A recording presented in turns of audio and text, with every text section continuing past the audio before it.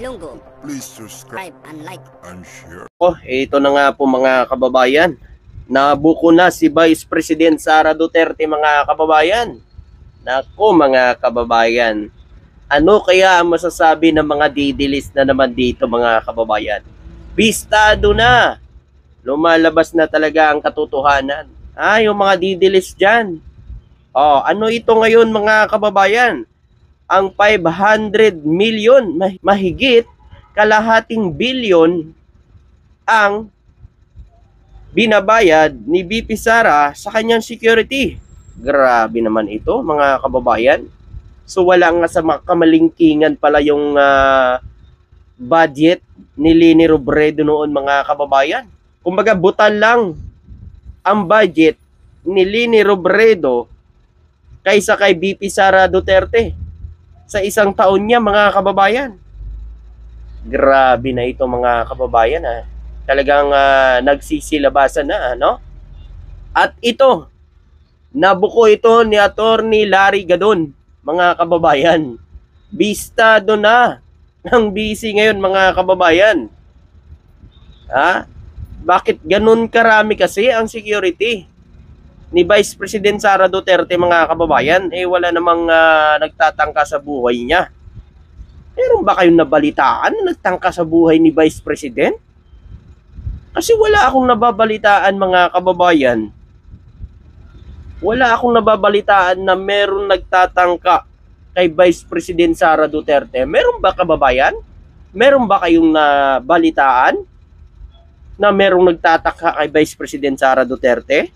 Yung mga didilis lang naman ang nagtatangka na patalsikin, ang ating mahal na Pangulo. 'Di ba? Ito mga kababayan, pakinggan nyo to ang sinabi po ni Attorney Larry Gadon. Napakahalaga ito mga kababayan na malaman ng mga Pilipino.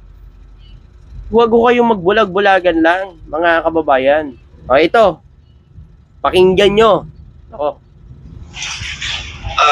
Ngayon naman ay gusto ko ipaliwanag yung aking naging reaksyon doon sa napakaraming security detail ni Vice President Sara. Yung para sa akin ay hindi naman kinakailangan na gano'n karami ang security detail sapagkat ang Vice President naman ay wala namang grave threat or danger. In fact, ang ginastos itong nakaraang 2 taon sa security detail ni Vice President Sara ay umabot ng 500 million pesos at $500 million pesos. Grabe naman yung mga kababayan. Napakalaking pondo para sana $500 sa ibang pangangailangan ng ating mga kababayan. Napakarami ng mga naghihirap na mga kababayan natin na ang tulong na 500 million ay napakalaki na yan upang ang kanilang kahirapan na nararanasan ay maibsan. Tama. At ang nakakapagtaka dito ay kung bakit na nagre-reklamo pa sila dyan sa natira. Baka kulang pa. 358. Dati, ang security detail niya ay 433. Nung binawasan ng 75 personnel ng PNP, ay ang natira sa kanya ay 358. Tama. Hindi ba naman sapat yun? Para sa akin nga, sobra-sobra pa rin yung 350. Hindi pa kasi sapat, sir. Si Attorney Larry Gadon, hindi pa kasi sapat Mukha talagang kulang pa kulang pa sa budget. Need pa talaga dagdagan. Baka gusto ni BP gawin na lang yung 700 o 1,000 yung security niya para na secure talaga ang seguridad niya mga kababayan. Tingnan nyo po mga kababayan Grabe. Kalahating bilyon mga kababayan ang nagagastos ng BP ngayon. Pakinggan nyo dyan mga kababayan kung magkano mamaya ang nagagastos ni BP Leni Robredo nung panahon niya. Magugulat kayo dito mga kababayan. Talagang butal lang ang kay Leni Robredo na ginastos dati kaysa BP ngayon. Eto, play natin. Na security. Pero nagrereklamo pa siya. Na. Sinasabi pa niya na yun daw ay isang political harassment. Paano naging political harassment yan? Meron ka pang 358 na security personnel na natira. Napakarami pa rin yun. Imagine niyo kung gaano karaming 358 na security detail. At yung allowance na binibigay sa kanila, napakalaki. Hindi ko naman hindi sa akin issue yung allowance nila dahil talaga naman dapat na may sweldo sila. Sinasabi ko lamang, bakit napakarami? Bakit napakarami? Ngayon, hindi na nga sana ako masyadong kikipo dyan eh. Gusto ko na alam na nahinglit ka sa bagay na yan. Pero ang naging kaya ako nag-react dito ay dahil doon sa mga sinasabi nila na nananawagan ang iba. No? Kagaya ni Senator Bato de la Rosa, nananawagan sa mga taong bayan. Dinadamay pa ang taong bayan sa kalukuhan nila. Ha? Dinadamay pa nila ang taong bayan. Bakit? Mali ba yon ang ginawa ng PNP? Dahil alam naman natin kulang po sa pulis ang ating PNP, mga kababayan. Pero nyo po mga kababayan, 433 mga kababayan. Oh, may natira pang 358. Oh, saan niya po yung dadalhin mga kababayan? Ang laki nun, ang dami nun. Imposible na hindi sa kayang protektahan nun mga kababayan. So ngayon, mga kababayan, para magmukhang masama ang gobyerno o si PBBM na naman o ang PNP chief sa mata ng tao, nananawagan na naman sila sa taong bayan. Kaya sa mga kababayan natin, sa lahat na nakapanood nito, mga kababayan, isip-isip din po tayo. Hindi ko sa iniinganyo ko kayo, pero isip-isip din po tayo, mga kababayan. Biruin nyo ang kay Leni Robredo, mga kababayan. Nasa 108. Yan kanyang security. Noong siya ay VP, nag-umpisa sa pagka-vice presidente niya mga kababayan at bumaba pa yun. Umabot pa ng 83. Diyan pala mga kababayan, mag-isip na tayo na kaya naman pala sa ganun lang kaliit, bakit umaabot pa sa ganyang karami ang security mga kababayan. Ngayon, ngak-ngak sila ng ngak-ngak, nagagalit na sila sa ginawa ni PNP chief. Nako.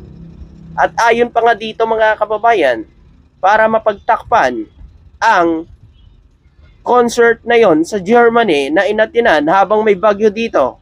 Parang yun na nga mga kababayan, natakpan na nga yung issue na yon. At ito na ngayon ang pumasok yung issue na ito. Para para lang mapagtakpan. Matalino talaga, no? Pagdating talagang matalino pagdating talaga sa mga political style ang mga Duterte, no? Mga kababayan. So ito pa, pakinggan natin. Sa mga private citizen na i-augment, tulungan ang pagbabantay kay Vice President Sara na para bang merong grave danger and threat sa kanyang buhay o sa pamilya. Ay wala naman. Yes, tama. Napaka-exaggerated yung sinasabi ni Senator Bato de la Rosa na nananawagan siya sa mga mamamayan na dagdagan kanilang i-augment yung security ni Inday Sara. Exaggeration na yun eh. Meron ka ng 358, gusto mo pa, pati yung mga private citizen magbantay pa sa kanya. Exaggeration na yun. Sobrang exaggeration na yun. Kaya ito talaga nagbigay ako ng reaction at nagpapasalamat. Tama lang yan. Asik attorney na Larry Gadon, ano? Kinover yan. At Asik Larry Gadon, tama lang yan. Ginagawa mo. Naglabas ng issue na yan. Kaya para malaman ng taong bayan. VP Sara ay mabawasan ko pa yan 358 na yan. Sobra-sobra yan.